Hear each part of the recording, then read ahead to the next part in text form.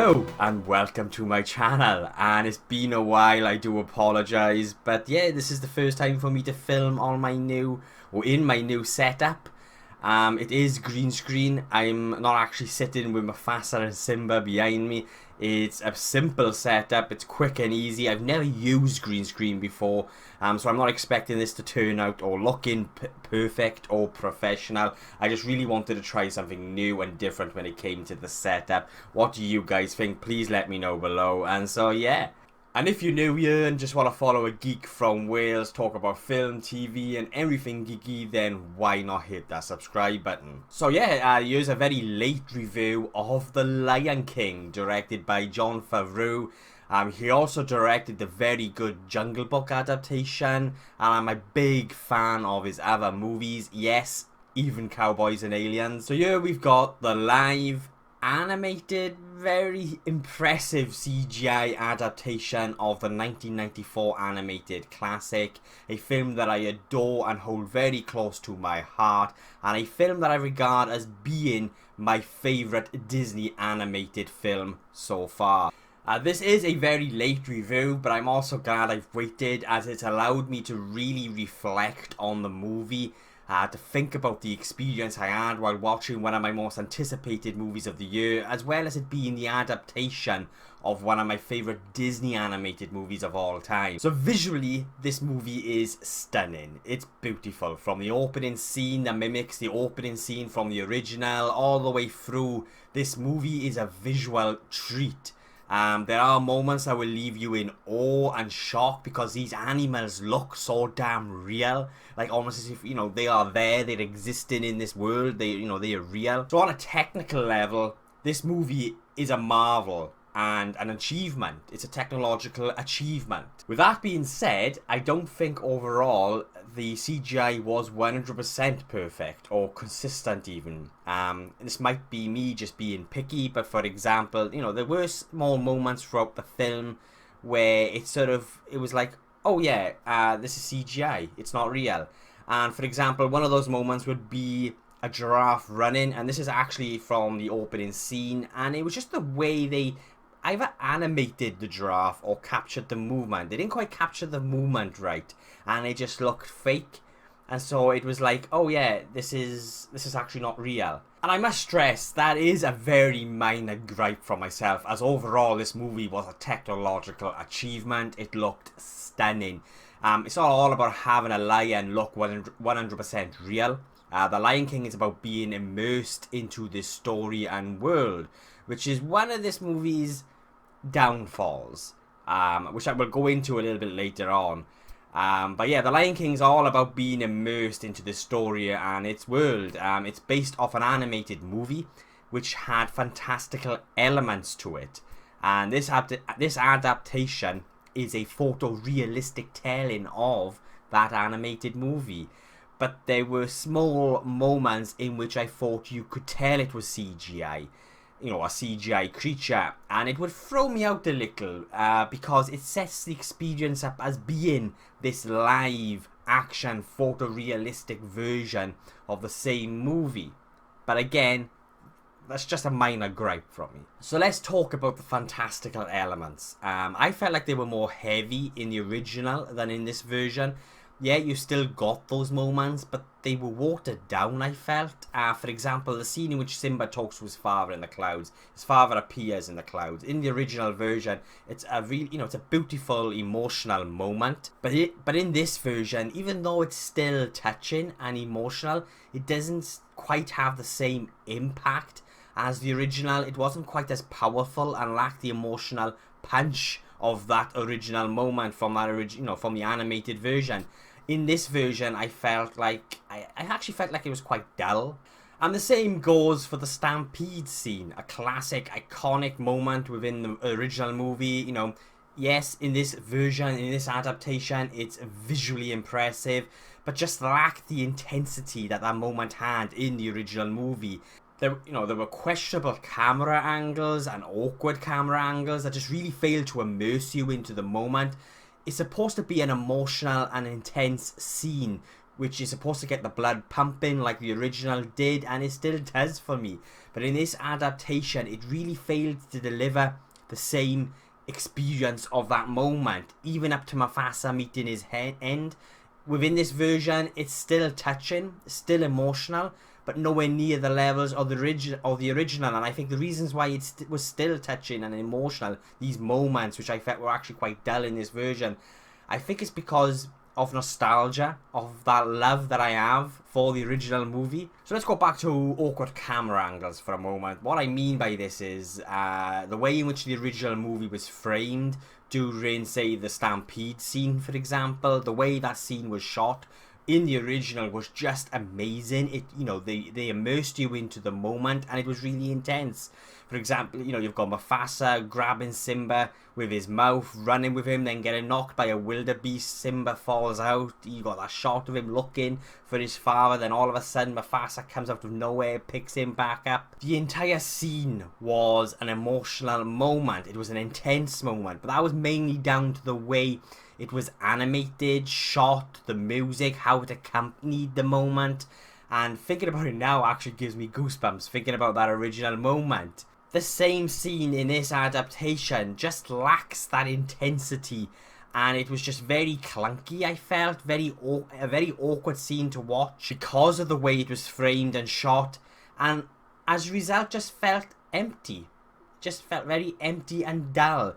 Even the music, which was pretty much the same, scored again by Hans Zimmer, you know, the music was pretty much the same, but again just lacked punch and impact of the original, and it's pretty much the same score. But I felt like it was played at the wrong moments as well. And again, this goes back to, I think, a lot of the reasoning behind this and why I felt like this is because of nostalgia and the love that I have for our original movie.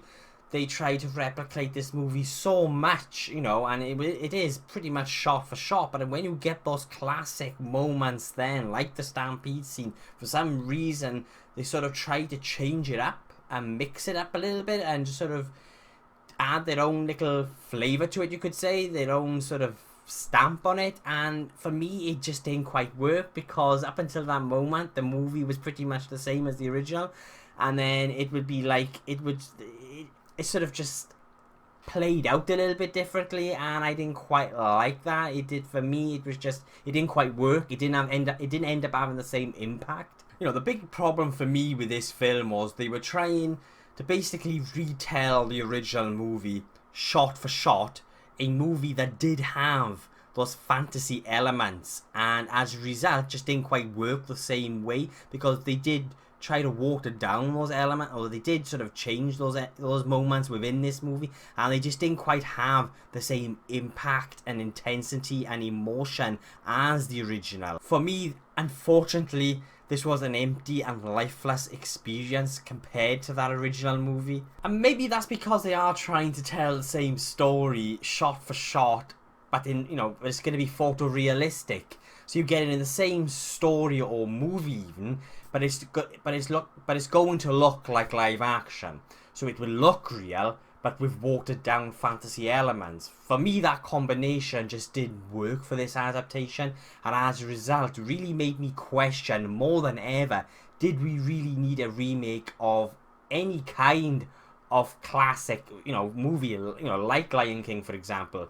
You know, the original movie was perfect. So unless you're going to improve or add something new to that original movie that you're remaking, then I don't see the point in remaking or adapting said movie. And unfortunately, I feel like when it comes to this adaptation of The Lion King, I feel like it's one of those cases. We didn't need this remake. After watching this film, and while I was watching this movie, I was just thinking, it's nice because it's bringing back that nostalgia feeling, and it's reminding me of that original movie, but that was it.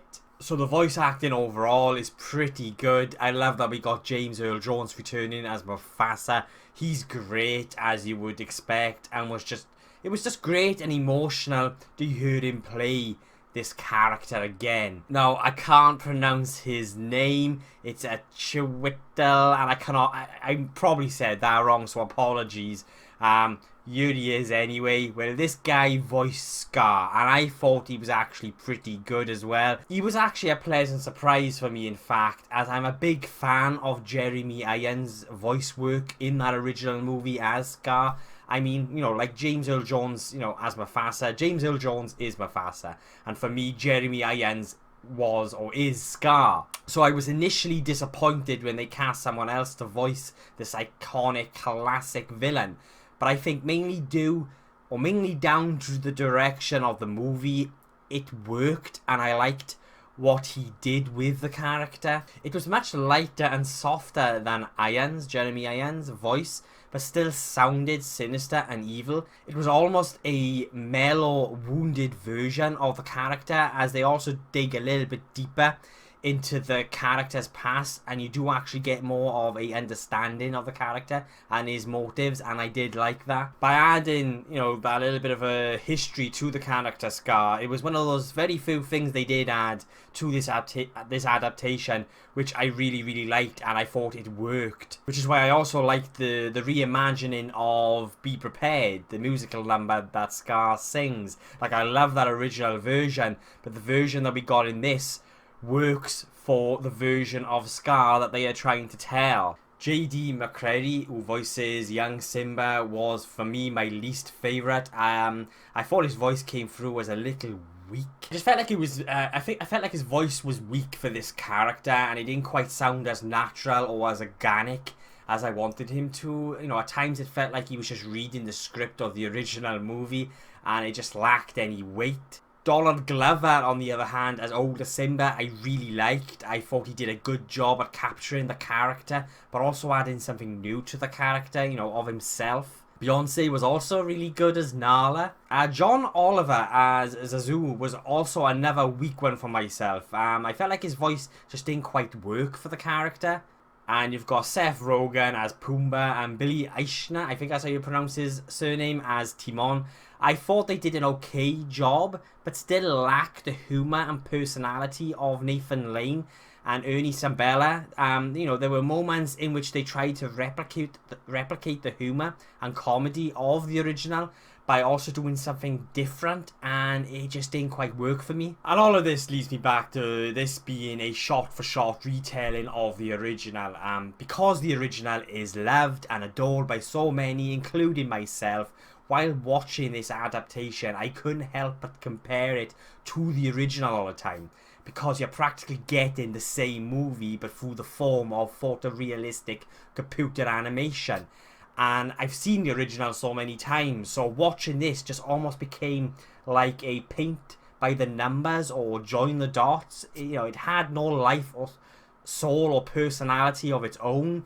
In fact, it was devoid of all life, soul and personality, and it really pains me to say that, because I really wanted to love this movie, because I adore the original. The voice talent was good for the most part, and I liked what they added and did to the characters, but unfortunately it just wasn't enough to add any life to the movie overall. Hans Zimmer delivers again his iconic score with some different arrangements. The only issue I had with was the score wasn't quite utilised as I felt it should have been.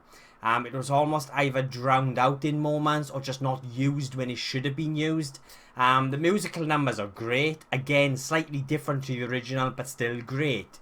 I'm not sure if it was the mix of technology and the story that they were trying to tell that made me feel like this at the end. You know, that made this experience feel so empty for me. I don't think it really helped. It's great having beautiful visuals and stunning scenery, but you also have to have the life and personality of that original movie, and I felt like Favreau just really failed to capture that magic, you know, the soul of that original movie. I personally don't think it needed the adaptation, and especially not in this form, which is photorealistic CGI, because I don't think it worked or it's meant to work for this kind of story that they were trying to tell, and that's the best way I can put it, really. So overall, I was disappointed with this adaptation. It lacked the life and soul and heart of the original movie. It reassured me more than ever that we didn't need a remake of such an iconic and classic movie. It's a visually stunning movie with some good voice work. Scar, for me, being a pleasant surprise, and I liked what they did with the character, considering how worried I was initially with them replacing Irons. I did enjoy moments. You know, it's great when you see an epic scene like the Stampede scene play out, but, you know, instead of it being animated, it's photorealistic. You know, you've actually got wildebeest on the screen, or at least that's how it looks. But I think that enjoyment was stemmed mostly from nostalgia and fondness of that original movie. To see those certain moments play out in a photorealistic setting gave me joy, but ultimately didn't give me the same thrilling and emotional, intense and fun experience of the original. So yeah, I will be giving Jon Favreau's The Lion King a 4.5 out of 10.